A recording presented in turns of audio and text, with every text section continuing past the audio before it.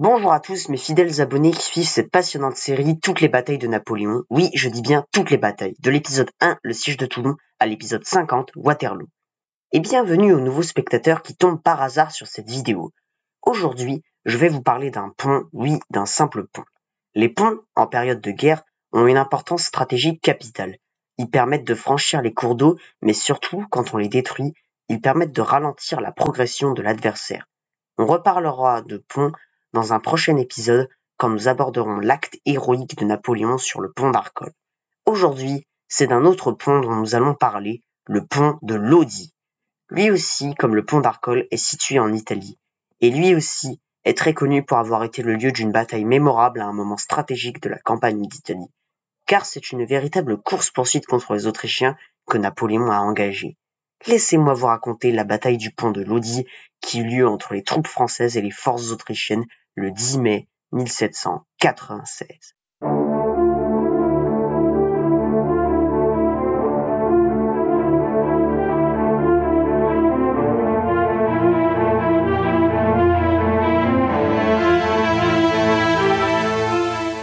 Commençons par le contexte historique. Napoléon Bonaparte est le commandant de l'armée française d'Italie. Il affronte une coalition d'Autrichiens et d'Italiens. Parmi les Italiens, il y a les Sardes. Dans les épisodes 3, 4 et 5, nous avons vu que Bonaparte a réussi un exploit en séparant les armées autrichiennes et sardes lors des batailles de Montenotte, d'Ego et Mondovi. Alors qu'il était en infériorité numérique, il a surpris ses adversaires grâce à la rapidité de ses mouvements. Le royaume de Piémont-Sardaigne a été obligé de signer un armistice le 28 avril 1796. Pour continuer sa conquête d'Italie, Bonaparte doit franchir le Pô. Les Autrichiens sont déterminés à l'en empêcher. Bonaparte va encore une fois les surprendre grâce à une ruse incroyable. Il fait croire aux Sardes, avec qui il vient de signer l'armistice, qu'il va franchir le Pô à Valenza. Il leur demande de garder le secret, bien évidemment. Les Sardes répètent tout aux Autrichiens. Le général Beaulieu, l'ennemi de Napoléon, l'attend donc à Valenza. Mais en réalité, Napoléon franchit le Pô à un autre endroit, à Plaisance. Beaulieu s'est encore fait avoir. L'armée autrichienne est très surprise et se replie sur la ville de Mantoue. Bonaparte décide de les poursuivre. Pour les rattraper, il doit franchir un autre cours d'eau plus petit, l'Adda. L'essentiel de l'armée autrichienne est déjà passé de l'autre côté. Napoléon cherche désespérément un point intact pour passer rapidement. Il remonte l'Adda à la recherche de ce pont miraculeux.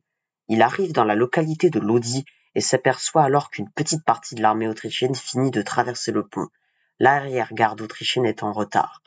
Quand Napoléon s'en aperçoit, il décide qu'il faut agir très vite. Le pont doit absolument être pris intact car Bonaparte veut franchir l'Adda rapidement pour poursuivre le gros de l'armée autrichienne. Pas le temps d'attendre les renforts. Il passe à l'attaque immédiatement. Il installe son artillerie et fait tirer pendant plusieurs heures afin d'empêcher les derniers Autrichiens présents ici de détruire le pont. Les Autrichiens reculent mais résistent. Il attend les renforts pour lancer l'assaut final. Le temps presse, la nuit va tomber. Vers 19 heures, Napoléon lance l'assaut général sur le pont. Les généraux Masséna, Berthier et d'Allemagne se ruent en personne à l'attaque. Les soldats sont galvanisés. Un furieux combat à baïonnettes s'engage. Les Autrichiens sont repoussés. Malgré le feu nourri des Autrichiens, les troupes françaises ont réussi à franchir le pont. Les pertes françaises sont estimées entre 500 et 900 hommes, tandis que les Autrichiens ont perdu plus de 2000 hommes, 12 canons et 30 caissons. Cette victoire a permis à Bonaparte d'entrer triomphalement à Milan, capitale de la Lombardie quelques jours plus tard, le 14 mai. L'armée française a ensuite conquis la Lombardie, éliminant ainsi une armée entière de l'empereur d'Autriche. En résumé, la bataille du pont de Lodi a été une victoire décisive pour Bonaparte, lui permettant de conclure avec succès une guerre foudroyante.